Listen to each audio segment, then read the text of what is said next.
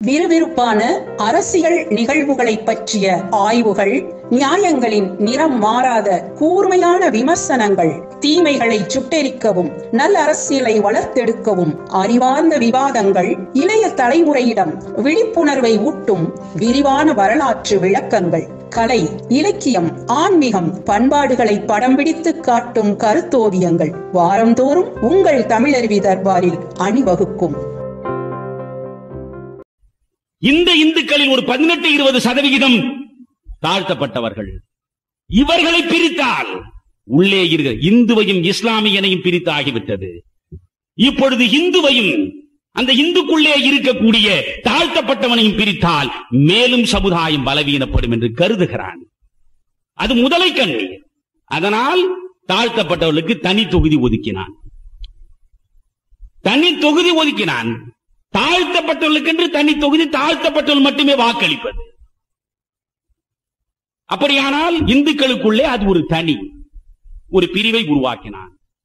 2வது வட்டமேஜை மாநாட்டில் கலந்து கொள்ளுகிற பொழுதே மகாத்மா சொன்னார், இப்படி ஒரு திட்டத்தை நீங்கள் கொண்டு வந்தால் சாகர வரை நான் அதை எதிர்த்து போராடுவேன். இப்பொழுது அந்த கம்யூனல் அவார்டு அறிவிக்கப்பட்டு விட்டது. அம்பேத்கர் பகுதி வெற்றி பெற்று விட்டதாக ஆரவாரம் இருந்தது. மகாத்மா பார்த்தார்.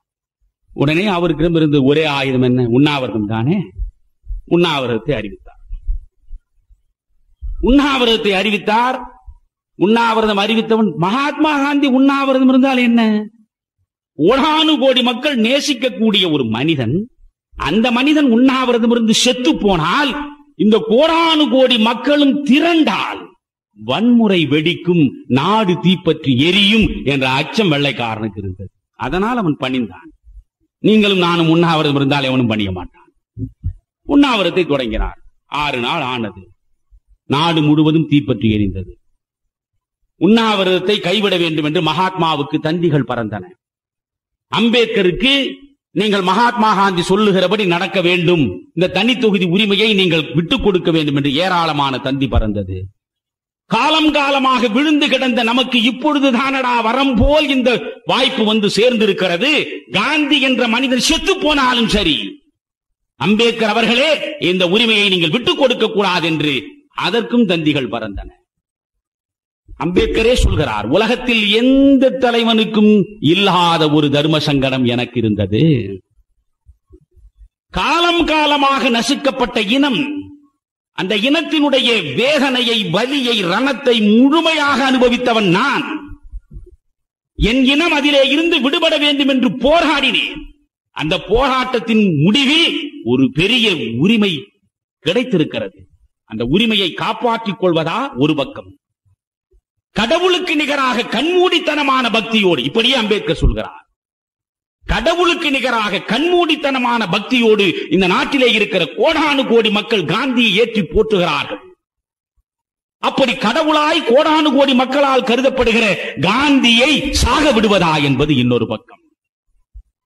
நான் இந்த கம்யூனல் அவார்டு பெற்றதுதான் என்று நின்றால் காந்தி செத்து போவார். காந்தியை சாக விடாமல் காப்பாற்ற வேண்டும் என்றால் இந்த உரிமையை நான் கைவிட்டாக வேண்டும். என்ன செய்வதென்று அவருக்கு புரியவில்லை. ஒரு பக்கம் நெருப்பு, மறுபக்கம் வெள்ளம் என்பது போல் அம்பேத்கருடைய சூழல். அதற்கு பிறகு இதிலே தேஜ் பகதூர் சாப்ருவிலே இருந்து, ஜெயக்கரிலே இருந்து பல பேர் முயன்றார்கள். இங்கும் அங்குமாக ஓடினார்கள். 2 பேரும் அவரவர் நிலையில் தெளிவாக இருந்தார்கள். பிறகு நிரம்ப ஆலோசனைகள் நடந்து முடிந்து சரி, இந்த அரிஜனங்கள், இந்த தாழ்த்தப்பட்டவர்கள் நிற்கக்கூடிய தொகுதிகளில் தனியாக தொகுதி வைத்து தாழ்த்தப்பட்டவர்கள் மட்டுமே வாக்களித்து தனியாக பிரித்து விடுவதை விட அவர்களுக்கென்று ரிசர்வ் தொகுதிகளை உருவாக்குவோம். அந்த ரிசர்வ் தொகுதிகளில் தாழ்த்தப்பட்டவன் மட்டும்தான் வேட்பாளனாக நிற்பான். ஆனால் எல்லா மக்களும் வாக்களிப்பான். ஜாதி இந்துவும் வாக்களிப்பான், எல்லாரும் வாக்களிப்பான், எல்லா ஜாதியை சார்ந்தவரும் வாக்களிப்பான். இப்படி ஒரு சமரசம் கொண்டு வந்தான். கம்யூனல் அவார்டில் ஒதுக்கப்பட்ட இடங்களை விட மிக கூடுதலான இடங்களை ரிசர்வ் தொகுதிகளாக ஒதுக்குவதற்கு காந்தி முன்வந்தார். அதற்கு பிறகு அம்பேத்கரை நேரில் நான் சந்திக்க வேண்டும் என்று காந்தி விரும்புகிறார். எரவாடா சிறைக்கு அம்பேத்கர் வந்தார். 2 பேருக்கும் இடையில் விவாதம் நடந்தது. அப்பொழுதும் மகாத்மா காந்தி சொன்னதில் பூரண நிறைவோடு அதில் கையெழுத்து போடவில்லை அம்பேத்கர். காந்தி என்கிற மனிதனை காப்பாற்றுவதற்காக மனித நேயத்திற்கு உட்பட்டு இந்த கையெழுத்து போடுகிறேன் என்று அந்த பூனா ஒப்பந்தத்தில் அவரும் இரட்டைமலை சீனிவாசன் எல்லாம் கையெழுத்து போட்டார். இதுதான் தனி தொகுதி வந்த விவகாரம்.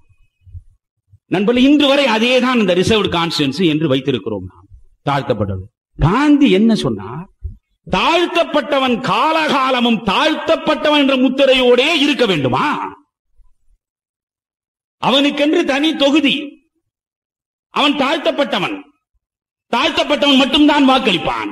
தாழ்த்தப்பட்டவனுக்கு மட்டும்தான் அவன் பிரதிநிதியாக இருப்பான் என்றால் காலம் காலமாக அவன் தாழ்த்தப்பட்டவனாகத்தான் இருக்க வேண்டுமா? காந்தி கேட்டார். அதற்கு பிறகுதான் அவர் ஹரிஜன் பத்திரிகையை தொடங்குகிறார். ஹரிஜன் பத்திரிகை, ஹரிஜன் என்ற வார்த்தையை அவர் தான் கொடுத்தார். அவர் கொடுத்தார்னா அவரை நேரடியாக கொடுக்கவில்லை. அதற்கு முன்பு இந்த இனத்தை, இந்த தாழ்ந்து கிடந்த மக்களை பார்த்து விவேகானந்தர் தான் சொன்னார், சப்ரஸ்டு கிளாஸ் என்று, அழுத்தப்பட்ட ஒடுக்கப்பட்ட சமூகம் என்று விவேகானந்தர் சொன்னார். Suppressed class. அந்த சப்ரஸ்டு கிளாஸ் என்று அழைக்கப்பட்டவர்கள், அவர்களுக்கு ஒரு வார்த்தை கொடுக்க வேண்டுமே என்று குஜராத்தில் இவர் சிந்திக்கிறார். ஆஸ்பிரிஷியா என்று இவர் ஒரு வார்த்தையை கொடுத்தார் ஹரிஜனங்களை அழைப்பதற்கு. பக்த நரச மேத்தா என்கிற குஜராத்தி கவிஞர் காந்தியால் மிகவும் போற்றப்பட்டவர். அவர்தான் ஹரிஜன் என்று பெயர் வைக்கலாம் என்று பரிந்துரைத்தார். அதற்கு பிறகு ஏற்றுக்கொண்டார். ஹரிஜனங்களுக்கு மேம்பாடு தருவதுதான் தன்னுடைய வாழ்வின் ஒரே திட்டம் என்றார். ஹரிஜன சேவா சங்கத்தை உருவாக்கினார். இந்த ஹரிஜன சேவா சங்கம் என்ற பெயரால் ஹரிஜனங்களுக்கு கண்ணீர் வடிக்கிற நாடகமாடி ஹரிஜனங்களின் உரிமைகளை எல்லாம் பறித்து விட்ட மனிதன் காந்தி என்று இன்று வரையில் அவர் பேசப்படுகிறார். அதுதான். ஆக நண்பர்களே, இது 30-31 முடிந்தது. பிறகு 40-41 தனிநபர் சத்தியாகிரகம், 42 டூ ஆர் டை வந்து சேர்ந்து விட்டேன். வெள்ளையனை வெளியேறி என்ற போராட்டம் இறுதியாக நடந்தது. பம்பாயில் கோவாலியா மைதானத்தில் அந்த தீர்மானத்தை அவர்கள் கொண்டு வந்தார்கள். வெள்ளையனை வெளியேற்றுவதற்கு முனைந்தார்கள். ஜவஹர்லால் நேரு தான் மிக அற்புதமாக பேசினார்.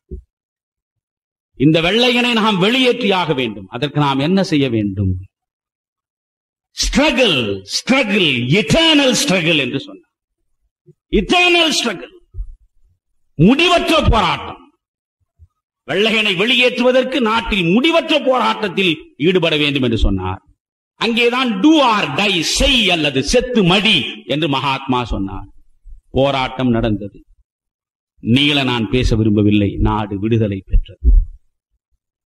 ஒன்று புரிந்து கொள்ளுங்கள், 1946 இடைக்கால மந்திரி சபை வந்தது. இந்த இடைக்கால மந்திரி சபை வருகிற பொழுது ஜவஹர்லால் நேரு தலைமையில் அந்த அமைச்சரவை உருவானது. தன்னுடைய அரசியல் வாரிசாக கருதி வளர்த்தவர்.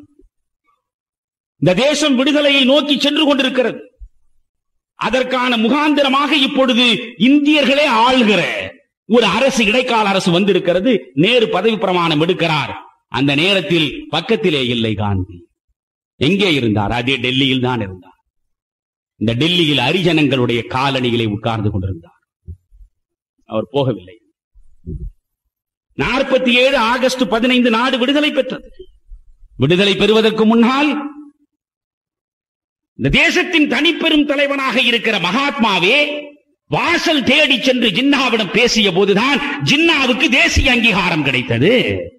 காந்திக்கு இணையான தலைவனாக அவன் கருதப்படுகிற நேரம் வந்தது. திரும்ப திரும்ப ஜின்னாவிடம் போனார் காந்தி. பாகிஸ்தான் பிரிவினை வேண்டாம், இந்துக்களும் முஸ்லிம்களும் இணைந்து வாழ்வதற்கு நாம் 2 பேரும் சேர்ந்து நிற்போம். திரும்ப திரும்ப முயன்றார்.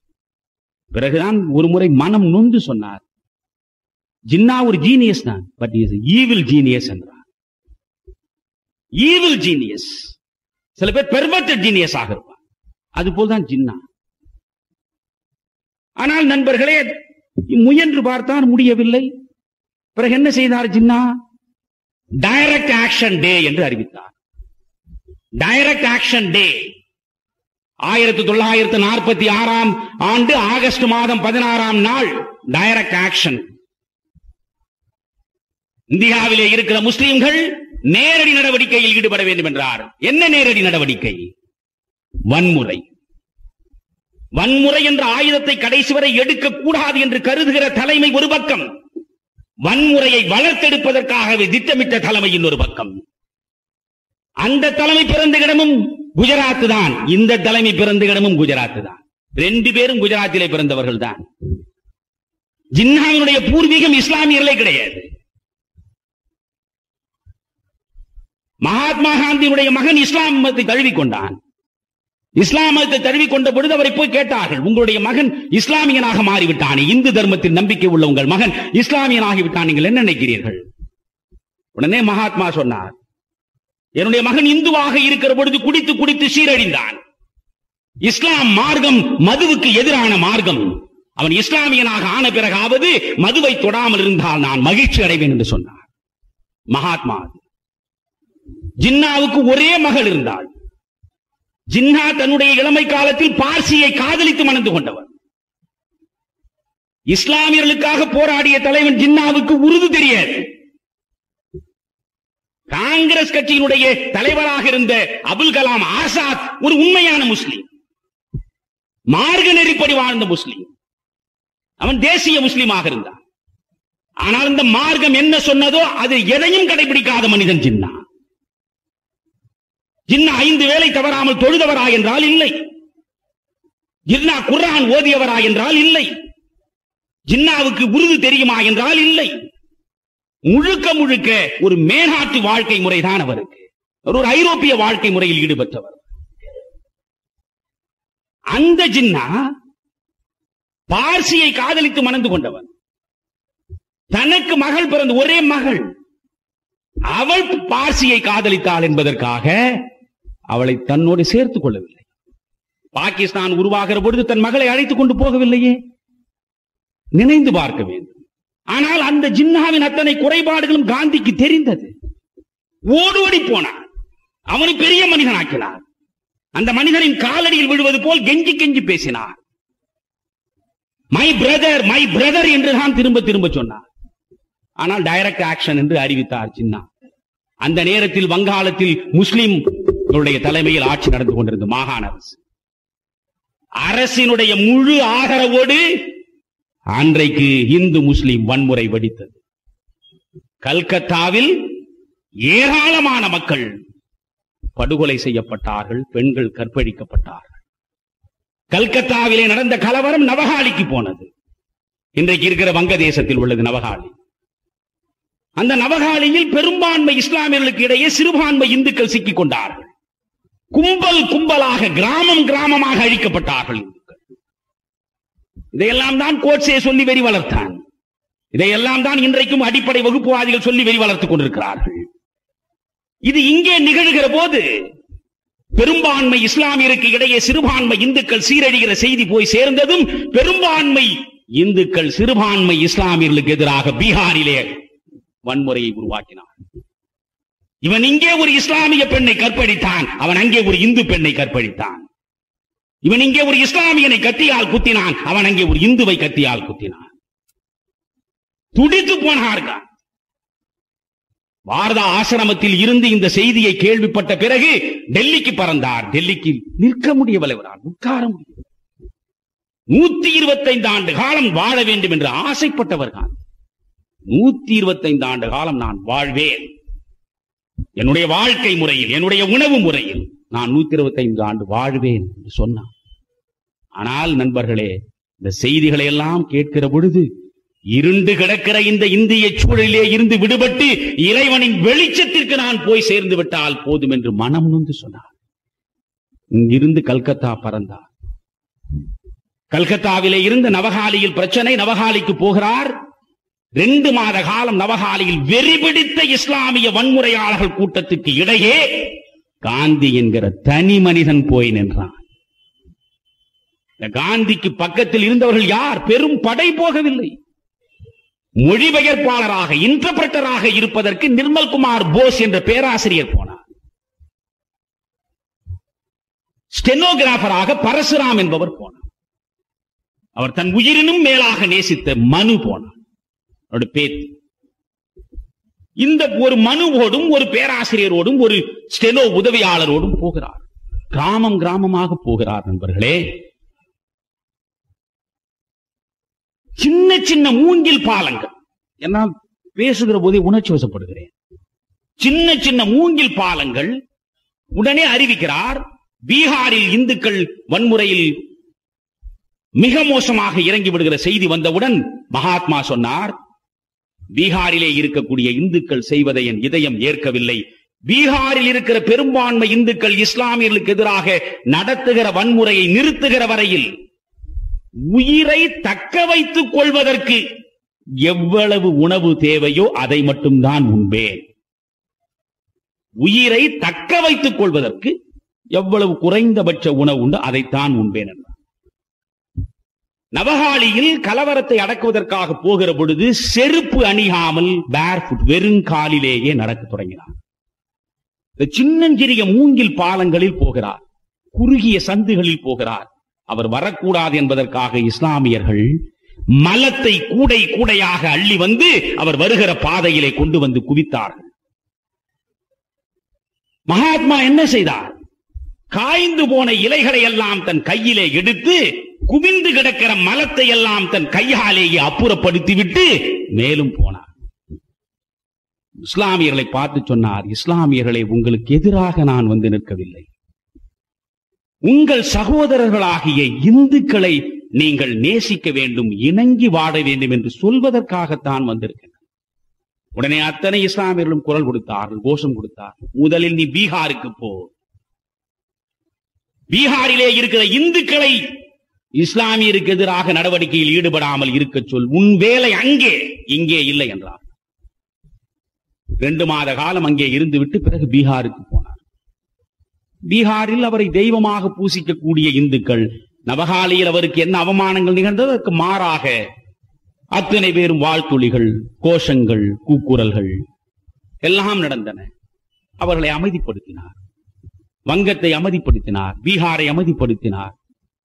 வீடு இழந்து வாழ்விழந்து நிற்கக்கூடிய இஸ்லாமியர்களுக்கு வீடு கட்டி கொடுக்க வேண்டும், புனர்வாழ்வு தர வேண்டும். இந்துக்களே, உங்களுடைய கடமை அது, நீங்கள் அதற்கு நிதி உதவ வேண்டும் என்றார். அள்ளி அள்ளி கொடுத்தார். பெண் மக்கள் அத்துணை பேரும் அணிந்து கொண்டிருந்த அணிகலன்களை எல்லாம் அள்ளி கொடுத்தார். நடந்தது. இதே மவுண்ட் பேட்டன் சொல்கிறார், 55,000 பேர் எல்லைப்புற பாதுகாப்பு படையை வைத்துக் கொண்டு இந்தியாவினுடைய மேற்கே பஞ்சாப் எரிந்தது. பிரிவினையின் நேரத்தில் எரிந்து கொண்டிருந்த பஞ்சாப் 10 லட்சம் பேர். உலக சரித்திரத்தில் எங்கேயும் காணாத சம்பவம் நண்பர்களே. மதத்தின் பேரால் வெறியை வளர்க்கிற மனிதர்கள் சிந்திக்க வேண்டும். இங்கிருந்து அங்கும், அங்கிருந்து இங்குமாக ஓடுகிறார். 60 மைல் தூரத்திற்கு எங்கு பார்த்தாலும் அகதிகள் தான். உயிரை கையில் பிடித்தபடி உடைமைகள் இல்லாமல் வாழ்விழந்து வரும் 60 மைல் தூரத்திற்கு வெறும் மனித தலைகள் வாழ்வை தேடி உயிரை காத்துக் கொள்வதற்காக இங்கிருந்து பாகிஸ்தானுக்கும், பாகிஸ்தானிலிருந்து இங்கேயும் இந்த செய்தி வருகிற இடமெல்லாம் பிணங்கள் தான், கற்பழிப்பு தான், கத்தி குத்து தான், கலவரங்கள் தான், கொள்ளை தான். இதை நினைவுபடுத்துவதற்கு லார்ட் மவுண்ட் பேட்டன் சொன்னார், 55,000 பேர் எல்லைப்புற காவல் படையை வைத்துக் கொண்டு பஞ்சாபிலே பற்றி எரிந்த தீயை அணைப்பதற்கு முயன்றேன், முடியவில்லை. ஆனால் கிழக்கே வங்காளத்தில் ஒரே ஒரு தனி மனிதன் போய் ஒரு அசம்பாவிதம் நடக்காத சூழ்நிலையை உருவாக்கிவிட்டு திரும்பி இருக்கிறான் என்றால் இவன் தானடா இந்த யுகம் கண்ட மகாத்மா என்றான். ஒன் மேன் ஆர்மி, ஒரு மனிதன் போய் சாதித்து விட்டு வந்தான். இவ்வளவு நடந்தது. பிறகு 47 ஆகஸ்ட் 15 சுதந்திரம் கிடைத்தது. நண்பர்களே, ஜார்ஜ் வாஷிங்டன் அமெரிக்க விடுதலை போரை நடத்தினான், வெற்றி பெற்றான். வெற்றி பெற்றதும் முதலில் நாற்காலில் அவன் தான் உட்கார்ந்தான். வாஷிங்டனை அமெரிக்க மக்கள் அப்படி போற்றினார். அமெரிக்க மக்கள் என்ன சொன்னார்கள் தெரியுமா? எங்களுக்கு ஜனநாயகம் தேவையில்லை, குடியரசு தேவையில்லை, நீ முடியரசனாக இருந்து ஆள வேண்டும் என்று சொன்னார்கள். வாஷிங்டன் அதை ஏற்கவில்லை. ஜனநாயக அரசை உருவாக்கினான். ஒரு முறை மக்கள் நிர்பந்தத்துக்காக இருந்தான், 2வது முறையும் இருக்க வேண்டும் என்றார்கள், முடியாது என்று சொன்னான். திரும்ப திரும்ப வற்புறுத்தி நிர்பந்தத்துக்கு உட்பட்டு 2வது முறை இருந்தான். 3வது முறையும் இருக்க வேண்டும் என்று சொன்னார்கள். நீங்கள் கண்ணீர் விட்டு அழுதாலும் கட்டி புரண்டாலும் நான் இருக்க மாட்டேன் என்று சொல்லிவிட்டு போய்விட்டான், நாற்காலி விட்டு விட்டு. இன்றைக்கு 90 வயதானாலும் போக மாட்டான் நம்முடைய ஆள். கேட்டால் சொல்கிறான், politics is not a profession, it is a vocation என்கிறான். அதனால் போக மாட்டான். 95 வயதானாலும் கூட அவன் நாற்காலி விட்டு விட்டு போனான். ஆனால் என்ன செய்தி? அந்த நாட்டு விடுதலை போர் நடந்ததும் அந்த நாற்காலி வந்து உட்கார்ந்தவன் அவன்தான். மாபெரும் சமுதாய புரட்சியை நடத்தி சமத்துவ அரசை கொண்டு வந்தவன் தான் லெனின். இந்த ரஷ்ய மண்ணில் ஜார் ஆட்சி வீழ்ந்த பிறகு சமத்துவ குடியரசு சோசியலிச அரசு உருவெடுத்த பிறகு அந்த நாற்காலி உட்கார்ந்த முதல் மனிதன் லெனின் தான். இந்த சரித்திரத்தை நீங்கள் புரட்டிக் கொண்டே வந்தால் நேற்றைய நெல்சன் மண்டேலா வரை அது பொருந்தும். ஒரு பெரிய போராட்டத்தை நடத்துவான், தலைமை தாங்குவான். இந்த போராட்டம் புரட்சி வெற்றி பெறுகிற பொழுது அதிகார மாற்றம் நிகழ்கிற நிலையில் அந்த தலைவன் தான் நாற்காலி உட்காருவான். அப்படி உட்காராத ஒரு மனிதன் காந்தி மட்டும். 1947 ஆகஸ்ட் 15 நாடு விடுதலை பெற்றது. உலகமே உறங்கிக் கொண்டிருக்கிற இந்த நள்ளிரவில் இந்தியாவின் சுதந்திரம் கண்விழித்தது என்று நேரு பேசி செங்கோட்டையில் தேசிய கொடி ஏற்றி சுதந்திரம் பெறுகிற பொழுது பக்கத்திலே இருந்தாராம் காந்தி.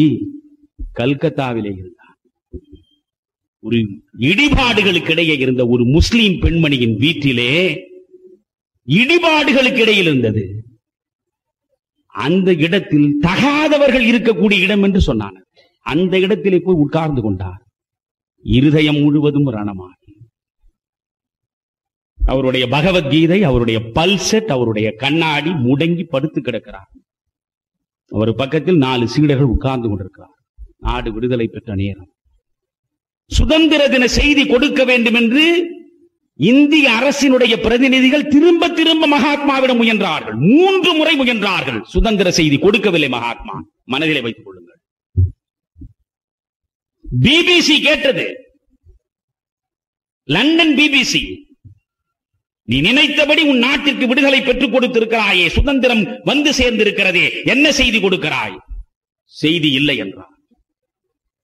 திரும்ப திரும்ப பிபிசி வற்புறுத்துகிற பொழுது சொன்னார், ஆங்கிலம் தெரியாதவன் காந்தி என்று கணக்கிலே வைத்துக் கொள் என்றார். ஆங்கிலம் தெரியாதவன், அதனால் சொல்ல தெரியவில்லை என்று நீயே கணக்கிலே வைத்துக் கொள் என்றார். நொந்து போனார். ஏன்? I want a society that will wipe every tear from every eye. அதுதான் காந்திய கனவு. ஒரு தனி மனிதனின் கண்களிலிருந்தும் ஒரு துளி கண்ணீர் வராத சமுதாயத்தை நான் காண விரும்பினேன் என்றார். என் உடலை 2 கூறாக பிளந்தால்தான் இந்த இந்திய தேசத்தை 2 கூறாக பிளக்க முடியும் என்றார். 2 கூறாக பிளந்தான். நாடு விடுதலை பெற்றது. தேசிய கொடி ஏற்றினான். பூனாவில் 500 பேரை உட்கார வைத்துக் கொண்டு ஒரு மனிதன் கொடி ஏற்றினான். அது தேசிய கொடி அல்ல, ஸ்வஸ்திக் கொடி, நாசிகளின் கொடி. அந்த ஸ்வஸ்திக் கொடியை ஏற்றி வைத்துவிட்டு ஒரு மனிதன் பேசினான். என் உடலை 2 துண்டாக்கினால் ஒழிய இந்த நாடு 2 துண்டாகாது என்று ஒருவன் சொன்னான். நாடு 2 துண்டாகிவிட்டது. ஆனால் அவன்தான் இன்னும் 2 துண்டாகவில்லை என்றான். அவன்தான் கோட்ஸே, மறந்து விடாது. நான் காந்தி படுகொலையோடு முடித்து விடுகிறேன். பிறகு நாடு விடுதலை பெற்றது. வந்து சேர்ந்தார். வந்து சேர்ந்த பிறகு டெல்லியில் வந்தார். டெல்லியில் வந்ததும் நீங்களும் நானும் நினைக்கிறார் போல் அவர் பிர்லா மாளிகையில் போய் உட்கார விரும்பவில்லை. அந்த வங்கி காலனியிலே போய் தான் உட்கார நினைத்தார். தாழ்த்தப்பட்ட அரிஜனங்கள் வசிக்கிற அந்த காலனிக்குத்தான் அவர் கால்கள் நடந்தன. வல்லபாய் பட்டேல் அவரை தடுத்து நிறுத்தினார். ஏராளமான அகதிகள் இருதயம் முழுவதும் ரணமாகி குவிந்து கிடக்கிறார்கள். இப்பொழுது அந்த இடங்களில் எல்லாம் உங்கள் உயிருக்கு ஆபத்து. எனவே நாங்கள் உங்கள் கால்களில் விழுந்து வேண்டிக் கொள்கிறோம், நீங்கள் பிர்லா மாளிகையில் இருங்கள். ரொம்ப வேண்டினார்கள். பிறகு அவர் பிர்லா மாளிகைக்கு வந்தார். அதற்கும் ஒரு காரணம் சொன்னார். நிறைய மனிதர்களை சந்திப்பதற்கும், அரசியல் தலைவர்கள், ஆட்சியாளர்கள் வந்து சந்திப்பதற்கும், எனக்கு பிரார்த்தனை கூட்டம் நடத்துவதற்கும் வசதியாக இருந்தது. வேறொன்றும் இல்லை. ஆகா கான் மாளிகையில் தான் அவர் இருந்தார். ஆகா கான் மாளிகையில் என்ன விருந்து சாப்பிட்டுக் கொண்டா இருந்தார்? சிறையில் இருக்கிற பொழுது. அவருடைய மனைவி கஸ்தூரிபாயை பற்றி எல்லாம் சொல்ல வேண்டும். அவருடைய மடியில் சிறையிலே தான் செத்து போனார் அந்த பெண்மணி. 60 ஆண்டு கால தாம்பத்திய வாழ்க்கை. உலகத்திற்கு மகாத்மா காந்தி. ஆனால் அந்த பெண்மணியை பொறுத்தவரையில் அடையாத சித்திரவதைகள் கொஞ்சம் கூட கிடையாது. எந்த நோயாளி எவன் வீட்டுக்கு வந்தாலும் அவனுடைய சிறுநீரை பிடித்து எடுத்துக் கொண்டு போய் அந்த பாத்திரத்தை கழுவ வேண்டும் என்று வற்புறுத்தினார் அவர். இவர்கள் தென்னாப்பிரிக்காவில் இருந்து வருகிற பொழுது காந்தியின் தொண்டை பாராட்டி நிறைய பரிசு பொருள் கொடுத்தார்கள். அதிலே ஒரு பரிசு ஒரு 53 சவரன் தங்க கழுத்தணி, அதை கொடுத்தார்கள். எல்லாவற்றையும் திருப்பி கொடுத்து விட வேண்டும், ஒரு ட்ரஸ்ட் வைத்து விட வேண்டும் என்று மகாத்மா சொன்னார். இந்த ஒரு தங்க நகையாவது நான் வைத்துக் கொள்கிறேனே என்றார். கூடாது என்றார். எனக்காக அல்ல, நமக்கு வருகிற மருமகளுக்காக என்று சொன்னார். தங்க நகையின் மீது ஆசை கொண்ட பெண் மக்கள் உனக்கு மருமக்களாக வர வேண்டாம் என்று நான் கருதுகிறேன் என்று சொன்னார்.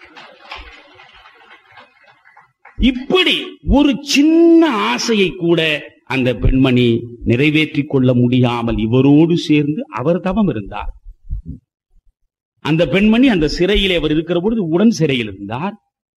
அவருடைய மடியிலே தான் அந்த பெண்மணியினுடைய உயிர் போனது. செத்து போன பெண்மணிக்கு அவருடைய கடைசி ஆசை, அந்த தாய் என்ன கேட்டால் தெரியுமா? இதையெல்லாம் இந்த இளைஞன் படித்து பார்க்க வேண்டாமா? தாம்பத்திய வாழ்க்கை என்றால் என்னவென்று அவன் அறிந்து கொள்ள வேண்டாமா? ஒன்றும் கேட்கவில்லை அந்த மகாத்மாவிடம். உங்கள் கையால் 100 வெள்ளை புடவை, உங்கள் கையால் 100, அதில் என் சடலத்தை நீங்கள் போர்த்தி என்னை எரிக்க வேண்டும் என்று கேட்டார். காந்தி அதைத்தான் செய்தார். தன் கையால் 100 வைத்திருந்த அந்த நூலில் வெள்ளை புடவை தயாரித்து அதிலேதான் அந்த உடலை சுற்றி அங்கே எரித்தார். 25 ஆண்டு காலம் மகனை போல் இருந்த மகாதேவ தேசாய் அவருடைய செயலாளர், அவன் அங்கேதான் ஹார்ட் அட்டாக்கில் செத்து போனார் கஸ்தூரிபா சாவதற்கு முன்பு. இவ்வளவு இழப்புகள் நேர்ந்தன. அதற்கு பிறகு இப்பொழுது இவர் டெல்லிக்கு வந்து சேர்ந்திருக்கிறார். பிர்லா மாளிகையில் இருந்தார். ஒவ்வொரு நாளும் பிரார்த்தனை கூட்டத்தில். இதுதான் இறுதியான சம்பவம், மிக முக்கியமான சம்பவம். கேட்டுவிட்டு லார்ட் மவுண்ட் பேட்டன் வந்து பொறுப்பேற்று 73 நாட்களுக்குள் இந்த 2 நேஷன் தியரி அமுல்படுத்தப்படுகிறது. 72 நாட்களுக்குள் இந்த தேசத்தை 2ஆக பிரிக்க வேண்டும் என்று முடிவெடுத்தார்கள். 72 நாளில் முடிந்தது.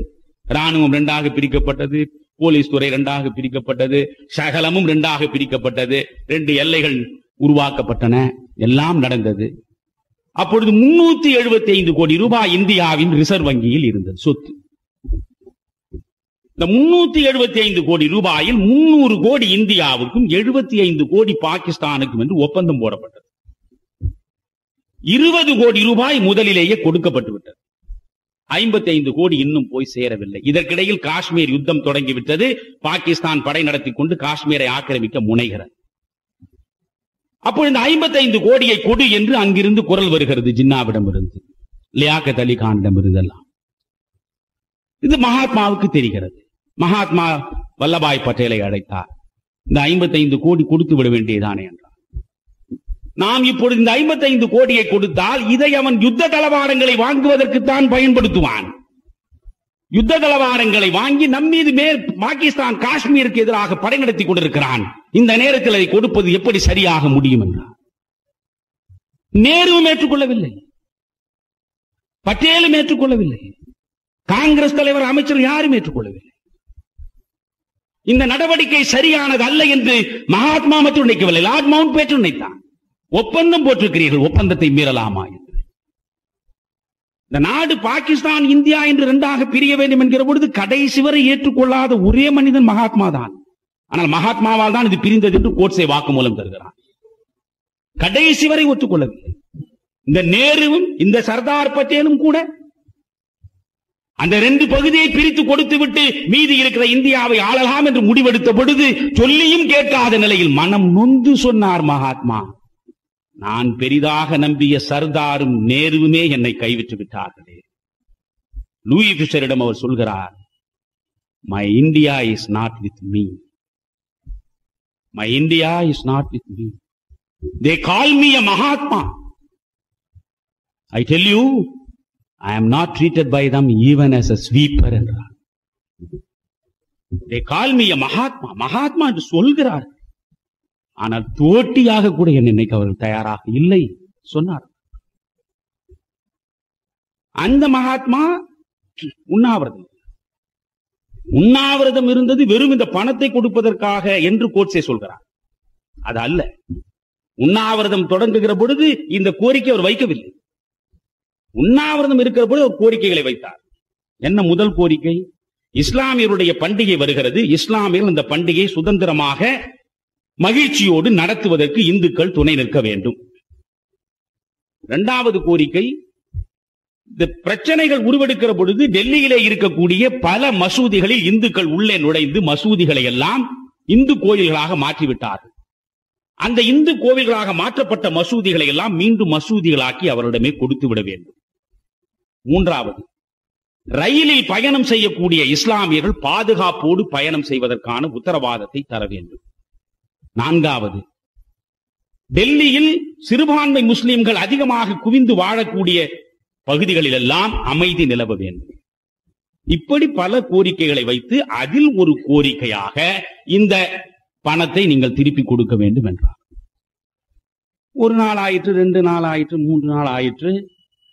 இப்பொழுது 78 வயதான கிழவன், இந்த 78 வயது கிழவன் சாக கிடக்கிறான். இவருடைய சீடர்கள் ஆட்சி நடக்கிறது. அதற்கு பிறகு பட்டேலும் நேருவும் வேறு வழி இல்லை என்று நிர்பந்தத்திற்கு உள்ளாகி அந்த 55 கோடி ரூபாயை கொடுத்து விடுகிறார். நீங்கள் உண்ணாவிரதத்தை முடியுங்கள் என்றால் அதெல்லாம் முக்கியம். நான் சொன்ன இந்த இஸ்லாமியர்கள் அத்துணை பேருக்கும் எல்லா நலன்களும் பாதுகாக்கப்பட்டால் தான் முடிப்பேன். அதனால்தான் அன்றைக்கு இருந்த இந்துக்களில் பல பேர் எரிச்சல் ஊற்றி என்ன சொன்னால் தெரியுமா? மோகன்தாஸ் காந்தி அல்ல, முகமது காந்தி என்றார். He is not for Hindus, he is only for Muslims. இவன் தான் முதல் முசல்மான், இவன் முகமது காந்தி என்றார். ஆனால் அத்தனையும் அவர் ஏற்றுக்கொண்டார். பிறகு வேறு வழி இல்லை. பிறகு எல்லா சர்வ மதங்களை சேர்ந்தவரும் நேரடியாக வந்து ராஜேந்திர பிரசாத் அவர்களை எல்லாம் அழைத்துக் கொண்டு வந்து எல்லாரும் உத்தரவாதம் கொடுத்து, நாங்கள் சிறுபான்மை மக்களுக்கு எந்த விதமான தீங்கு விளைவிக்க மாட்டோம், பாதுகாப்பை கொடுப்போம், மகாத்மாவே உங்கள் உண்ணாவிரத்தை முடித்துக் கொள்ளுங்கள் என்று சொல்லுகிற பொழுது கூட அவர் தெளிவாக சொல்கிறார், இதில் கையெழுத்து போட்டிருக்கிறீர்களே சர்வ சம மதத்தை சார்ந்த சர்வ கட்சிகளை சார்ந்த, இதில் இந்து மகாசபையும் RSSம் கையெழுத்து போட்டிருக்கிறதா என்று கேட்கிறார்.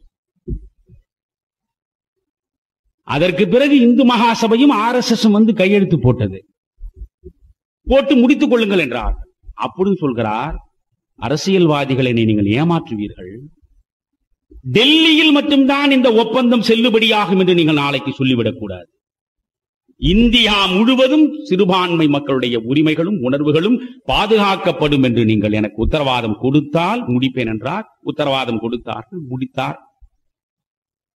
நண்பர்களே, இது ஜனவரி மாதம் 13ஆம் தேதி உண்ணாவிரதம் முடிந்தது. அன்றாடம் பிரார்த்தனை கூட்டம் மாலை நடந்தது. 20ஆம் தேதி மதன்லால் பாவா வந்து ஒரு வெடிகுண்டை போட்டான். ரொம்ப சமீபத்தில் அந்த வெடிகுண்டு விழுந்தது. மகாத்மா தப்பித்தார். நான் என்ன கேட்கிறேன், அவன் பிறகு சிக்கினான். இந்த மதன்லால் பாவா சிக்கினான், போலீசிடம் கிடைத்தான், போலீசுக்கு வாக்குமூலம் கொடுத்தான். எனக்கு பின்னாலே இருந்த கூட்டம் அக்ரானி என்று மராத்தியிலே ஒரு பத்திரிகை நடத்துகின்ற ஆசிரியர் பூனாவிலே இருக்கிறான், அவன் வாக்குமூலம் கொடுத்தான். சாவர்கரில இருந்து என்னென்ன நிகழ்ந்தது அழைத்து சொன்னான். 20ஆம் தேதி நடந்தது. எவனோட அக்ரானி ஆசிரியன் கண்டுபிடிக்க முடியாதா? இந்திய அரசால் கைது செய்திருக்க முடியாதா? மதன்லால் பாவா இனங்காட்டியவர்கள் எல்லாம் போய் கண்டுபிடித்திருக்க முடியாதா? விஷ்ணு கார்கரேவை கண்டுபிடிக்க முடியாதா? நடக்கவில்லை. என்ன நிகழ்ந்தது என்று இன்றும் சரியாக தெரியவில்லை.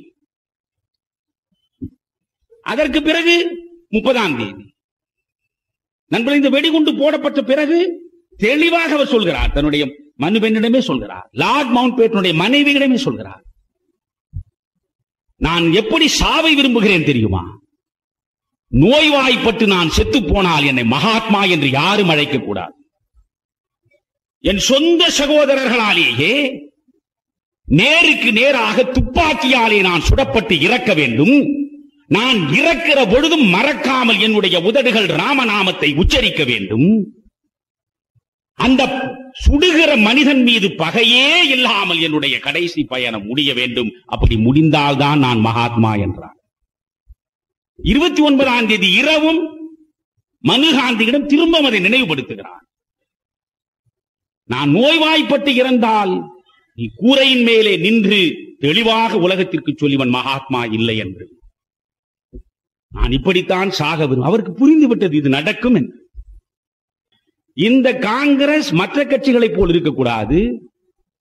இது லோக் சேவக் சங் என்று பெயர் மாற்றி 7 லட்சம் கிராமங்களுக்கும் போக வேண்டும்.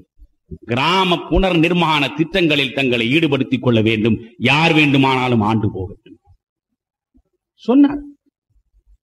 அதற்காக டிராப்டை தயாரித்து கடைசி வரையில் அதை பார்த்து பார்த்து திருத்தி கொடுத்து விட்டுத்தான் மறுநாள் 30ஆம் தேதி புறப்பட்டார். வல்லபாய் பட்டேல் அவரோடு பேசிக் கொண்டிருக்கிறார். நேரம் ஓடுகிறது. மிகச்சரியாக 5 மணிக்கு அவர் பிரார்த்தனை கூட்டத்தில் இருக்க வேண்டும். அவர் வந்து விடுவார் என்று துப்பாக்கியோடு காத்துக் கொண்டிருக்கிறான் கோட்சே. நேரம் ஆக ஆக என்னடா என்று அவன் தவித்துக் கொண்டிருக்கிறான். இங்கே இவர் தவித்துக் கொண்டிருக்கிறார் அந்த மரண வாசலை நோக்கி போவதற்கு. உடனே வல்லபாய் பட்டேலிடம் சொன்னார், கடவுளிடம் நான் போக வேண்டிய நேரம், என்னை தாமதப்படுத்தாதீர்கள் என்று சொல்லிவிட்டு தான் அவர் வந்தார். அந்த பிரார்த்தனை கூட்டத்தில் அவருடைய இடத்தை நோக்கி, அந்த மேடையை நோக்கி வருவதற்கு முன்பு கோட்சே வந்தான். அவரை பார்த்து வழிமறித்து கும்பிட்டான். ஏதோ காலில் விழப்போகிறான் என்று கருதி பக்கத்தில் வந்து கொண்டிருந்த மனு, அவர் காலில் விழாதீர்கள் என்று சொல்லுகிற போது மனுவை நெட்டி அப்புற தள்ளினான். நேருக்கு நேராக நின்று கும்பிட்டு விட்டு கையிலே வைத்திருக்கிற துப்பாக்கியால் 3 முறை சுட்டான். 2 முறை சுட்ட துப்பாக்கி குண்டுகள் அவர் இருதயத்தை பிளந்தது. 3வது குண்டு அவர் அடிவயிற்றை பிளந்தது. அங்கேயே செத்தார். ஆனால் நான் அந்த அன்றைக்கு 1948 ஜனவரி 30ஆம் தேதி நடந்ததற்கு அடுத்த நாள் இந்து பத்திரிகையை தேடி எடுத்து படித்து பார்க்கிறேன். அதில் இருக்கிற சம்பவங்களை முழுமையாக அவன் எழுதியிருக்கிறான். அதில் படித்தால் ஹே ராம் என்று சொல்லி அவர் செத்ததாக அதில் தகவல் இல்லை. ஹே ராம் என்று அவர் சொன்னதாக அதில் தகவல் இல்லை. ஆனால் அவருடைய கடைசி 200 நாட்கள் பற்றி இந்து பத்திரிகை போட்டிருக்கிற புத்தகத்தை எடுத்தால் அதில் ஹே ராம் என்று சொல்லித்தான் அவர் செத்தார் என்று செய்திருக்கிறார். ஆனால் நண்பர்களே, அவர் ஹே ராம் என்று சொல்லி செத்தாரா, அவர் சொல்லி சாகவில்லையா என்பதெல்லாம் முக்கியம். அந்த மனிதன் யாருக்காக செத்தான்? நான் கடைசியாக முடிப்பது இதுதான். செத்தவன் தனி மனிதன் இல்லை, அவனை சாகடித்தவன் தனி மனிதன் இல்லை.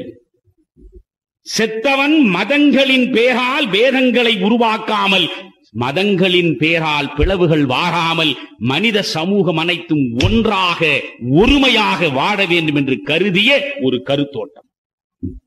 அதற்கு எதிராக துப்பாக்கி எடுத்தது மதங்களின் பேரால் மனித இனத்தை பிளந்து ஆகாயம் தேடுவதற்காக வந்த இன்னொரு எதிர்மறை கருத்தோட்டம். 2 சித்தாந்தங்களுக்கு இடையேதான் போர் நடந்தது. அன்று அந்த போரில் சமய ஒற்றுமை என்கிற சித்தாந்தம் சரிந்து போனது. இதுதான் நான் உங்களுக்கு சொல்ல விரும்புகிற செய்தி. இன்றைக்கு இந்த இந்திய மண் இந்த சமய ஒற்றுமையோடு வாழ வேண்டுமா, அல்லது சமய ஒற்றுமை சரிந்து இந்த தேசத்தில் மீண்டும் மீண்டும் மீண்டும் இரத்த ஆறுகள் ஓட வேண்டுமா? சிந்தித்து பார்க்க வேண்டும். அந்த மகாத்மா காந்தியை மனதில் நிறுத்துங்கள்.